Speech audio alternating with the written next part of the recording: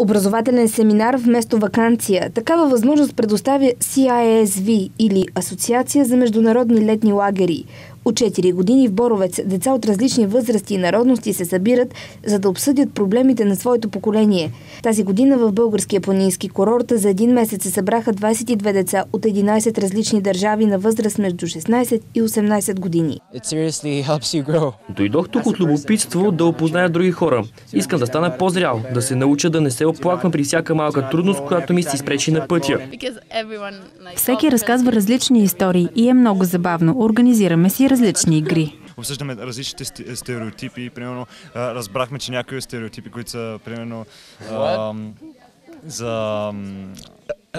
примерно за арабите, за азиаци и така нататък. Някои стереотипи задължително не са верни и тези такива неща, които просто научаваме се да живеем заедно в един по-добър свят. Правилата се изготвят от самите деца, но често се случва и те да бъдат нарушавани. Един от ръководителите на лагера е Корнелия Грин от Швейцария. Тя оставя подрастващите сами да организират темите за разговори и заниманията си.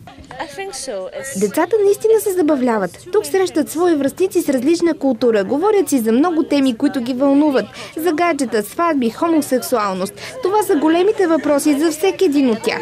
Тук всеки представя различни идеи през погледа на случващото се в държавата, в която живее.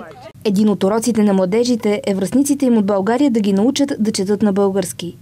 Дами и господа, моля, заредете се с търпение, защото ние сме чужденци, които си нямат идея какво четат.